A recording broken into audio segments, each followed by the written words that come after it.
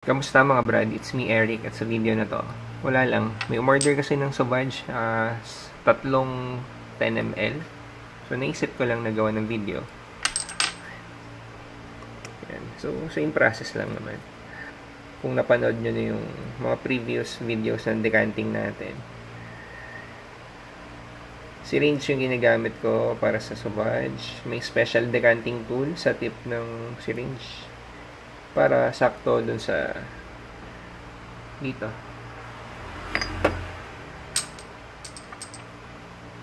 Kakabit na yung mga stickers sa glass bottles. Tapos dahan-dahan natin i-transfer yung juice.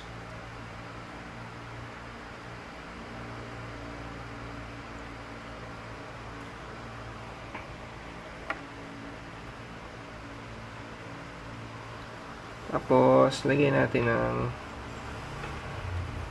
Teflon tape. So, binibilang ko lang mga 6 hanggang 7 ikot. Minsan depende dun sa brand ng Teflon na nabili ko. May mas magandang klase kasi. So, parang feeling ko mas makapal siya. Pero hindi ako sigurado. Yan. Siyempre, make sure na nakaigpit. Kasi pag tumapon yan, sayang. Tapos, ito is additional safety, safety feature. Diba? Siyempre, nag-iisip pa rin tayo kayo. Hindi tayo basta salin na nasalin. Okay, one down. Kung nakikita nyo, dalawang 200 ml bottle yan. Kasi, mabenta talaga yung Sauvage. So, nag-i-stock na ako. Nakakatawang isipin na sinasabi sa mga groups na tawag dito, masyadong common ang Sauvage. Pero, nakakatawang isipin kasi parang kahit na ang daming nambabash dun sa groups na very common nga daw, ganyan-ganyan. Ang dami mong kaamoy. Dami pa rin naman bumibili. Feeling ko minsan yung mga nagbibigay ng pangit na komento, mga Sauvage users din yun eh. Tinatry lang nilang pa-contain yung yung gumagamit din ng Sauvage para konti lang yung kapareho nila ng pabango.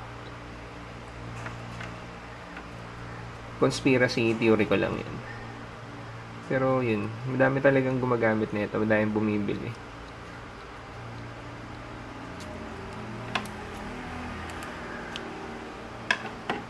Ang solid na order na ito ni Sir eh. 3 kaagad na 10 ml. Siguro papampaligo niya to.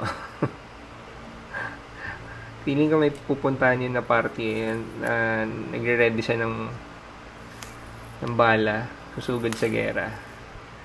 Mukhang sunod-sunod yung mga parties na pupuntahan niya ngayong December.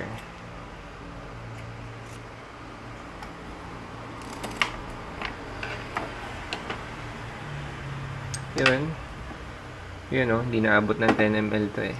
So, busin na natin. Tapos, syempre kapag na-empty yan, ilalagay ko yan sa listahan ng empty bottles na for sale. Tapos, kapag may bumili, pandagdag natin dun sa gagamitin natin pang donate para sa animal welfare, or pwedeng ipambili na lang din natin ng pagkain ng pusa or ng aso para magamit for stray feeding. Yun o. May sureball na may ilalagay tayong empty bottle ng Sauvage. So kung napapanood mo to ngayon, hintayin mo lang.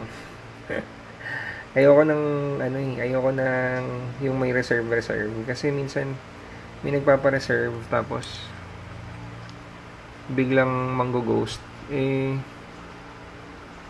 for charity na nga ito. Tapos i-ghost mo pa. Kumbaga yung kapupuntahan kasi na ito, okay, sige, yung mga aso, yung mga pusa, pahintayin mo pa ba sila? Paano kung wala na silang makain, wala na silang pangbayad sa vet? Kaya naisip ko, bawal na bawal na mag-reserve nito sa empty bottles. Basta pag pinost ko or nilagay ko sa listing sa Shopee, paunahan na lang para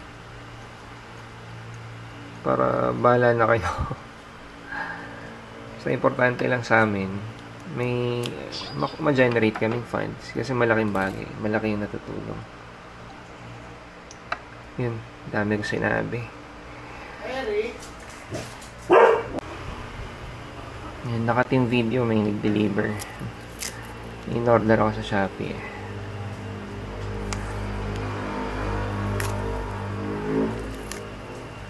Okay. Hindi ko na video kanina yung unang bottle na dinikan. Jazz Club. 6 ml lang, pero solid nung amoy. Iba talaga pag may San Margiela. Social. Mayaman take siguro tong umorder. Medyo mga ano to eh. Mga pangyayamanin yung may San Margiela eh.